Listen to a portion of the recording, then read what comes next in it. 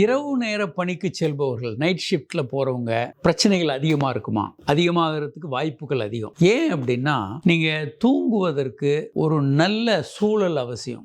நல்ல இருட்டான அறை. அப்பதான் மெலட்டோனின் என்ற ஹார்மோன் மூளையிலேருந்து சுரக்கும். அந்த ஹார்மோன் தான் தூக்கத்தை ஆரம்பிக்கும். அந்த ஹார்மோன் சுரந்த உடனே பாடி ரிலாக்ஸ் ஆகிடும். அப்புறம் ஆழ்ந்த தூக்கத்துக்கு போயிடுவோம். ரொம்ப வெளிச்சம் இருக்குது அப்படின்னா தூக்கம் வராது. ஏன்னா மெலட்டோனின் செக்ரீட் ஆகாது. அதே மாதிரி நைட்டில் படுத்துக்கிட்டு எல்லா லைட்டையும் ஆஃப் பண்ணிட்டு செல்ஃபோனு ஸ்க்ரீன் எல்லாம் பார்த்துக்கிட்டு இருந்தீங்கன்னா அதுலேருந்து வரக்கூடிய ப்ளூ லைட் இது பகல் அல்ட்ராவயலட் ரைஸ் இது பகல்னு உங்களுக்கு காட்டிக்கிட்டே இருக்கும். அப்படி எதுவும் நீங்கள் இருந்தால் உங்கள் செல்ஃபோன் அல்லது அந்த டிவைஸில் ஃபில்டர்ஸ் இருக்குது. அந்த ஃபில்டரையாவது போட்டுக்கணும். அது ப்ளூ லைட் எமிட் ஆகிறத தடுக்கும். அப்போ நைட்டுன்ற சென்ஸ் இல்லாமல் நீங்கள் ஓரளவுக்கு மெலட்டோனின் செக்ரீட் ஆகும், தூக்கம் வர வாய்ப்பு இருக்குது. 3 ஷிஃப்ட்லேயும் மாறி மாறி வர்றவங்க, தொடராக இரவில் ஷிஃப்ட் பண்ணுறவங்களுக்கு பகலில் ஒரு ஆழ்ந்த உறக்கம் இருக்கிறதுக்கு வாய்ப்பு குறைவு. யாராவது டிஸ்டர்ப் பண்ணிகிட்டு இருப்பாங்க, வீட்டுக்கு வந்துக்கிட்டு இருப்பாங்க, இல்லை நல்ல ஆழ்ந்து தூங்குறதுக்கான ஒரு இருட்டு அறை அதெல்லாம் கூட இருக்காது வீடுகளில், சாதாரண வீடுகளில். அப்போ இவங்களுக்கு